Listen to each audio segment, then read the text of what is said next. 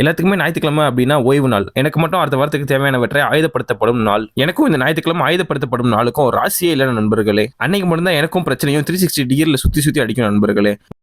அடி வாங்குற நேரம் நீ சும்மா இருந்தாலும் உன் வாய் சும்மா இருக்காது, உன் வாய் சும்மா இருந்தாலும் நீ சும்மா இருக்க மாட்ட, நீயும் வாய் சும்மா இருந்தாலும் இந்த ஊர் உன்ன சும்மா விடாது. உடம்ப பத்திரமா பாத்துக்க. வணக்கம் நண்பர்களே, நான் வேலை வர நாள் 15க்கு உங்க எல்லாத்தையுமே வரவேற்கிறேன். நேற்று இரவு வாழைப்பழத்தோட சாப்பாடு முடிச்ச காரணத்தினால காலையில எந்திரிச்சதுமே வயிறு கத்த ஆரம்பிச்சிச்சு நண்பர்களே. நானும் காலையில் எந்திரிச்சதுமே அக்கா கடைக்கு சாப்பிட போயிட்டேன். அங்க போன அக்கா 10 நிமிஷம் ஆகும்னு சொல்லி சொன்ன காரணத்தினால நானே தோசை ஊத்துறேன் அப்படின்னு சொல்லிட்டு காலையிலேயே ஒரு கரண்டி மாவு வேஸ்ட் பண்ணிட்டேன்.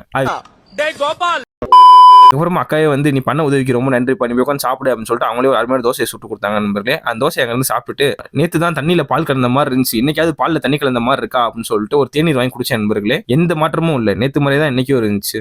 அங்க அப்படியே வீட்டுக்கு வந்துட்டு கிசாமிக்கும் மீன் நண்பருக்கு உணவு வழங்கியாச்சு. கையோட துவைத்தல் இயந்திரத்துல துணிகளை போட்டுட்டேன். கிசாமி நண்பருக்கு கடந்த 2 நாளா என்ன ஆச்சுன்னு சொல்லி தெரியல நண்பர்களே. சார்பட்டா பரம்பரை கபிலனோட மோசமா பிராக்டிஸ் பண்ணிட்டு இருக்கான். யாரை புழக்க போறான் அப்படின்னு சொல்லிட்டு பொறுத்து இருந்தா நண்பர்களே பார்க்கணும். வீடியோட ஸ்டார்டிங்லேயே சொன்ன மாதிரி இன்னைக்கு எனக்கு மறுபடியும் எமர்ஜென்சியா வேலைக்கு போகணும்னு ஒரு சுச்சுவேஷன் வந்துருச்சு நண்பர்களே. அதனால வண்டி எடுத்துட்டு நானும் வேலை கிளம்பிட்டேன். திரும்பவும் மதிய உணவுக்கு சாயங்காலமா டாமினோஸ்ல இருந்து ஆர்டர் போட்டு கார்லிக் பிரெட்டையும் பீஸாவையும் சாப்பிட்டு மதிய உணவை முடிச்சிட்டேன் நண்பர்களே. அங்கிருந்து அப்படியே ஒரு அழகான மாலை பொழுது ரசிச்சுட்டு துணியை உலர்த்தும் வேலைக்கு சென்று விட்டேன் நண்பர்களே. அதுக்கப்புறமா மறுபடியும் ஒரு அருமையான குளியல போட்டுட்டு மறுபடியும் வேலை கிளம்பிட்டேன் நண்பர்களே.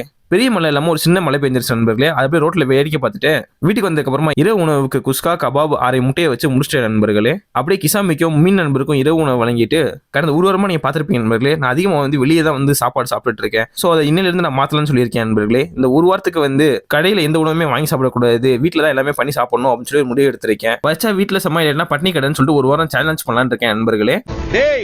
என்னடா டயலாக் இது? எவன் எழுதி கொடுத்தானே அது இப்படி பேசிட்டு போறான்? இந்த சேலஞ்ச் வெற்றி அடைஞ்சிச்சா இல்ல தோல்வி பெற்றுச்சான்னு சொல்லிட்டு இந்த வார இறுதியில பார்க்கலாம் நண்பர்களே. அதுக்கு முதல் வேலையா நாளை காலை உணவிற்கு ஓட்ஸ் ஊற வச்சுட்டு காணொலி எடிட்டிங் அப்லோடிங் வேலையை முடித்து விட்டு உறங்குவதற்கு சென்று விட்டேன் நண்பர்களே. கன்சிஸ்டன்சியா இருங்க, நாளைக்கு சந்திக்கலாம். நன்றி.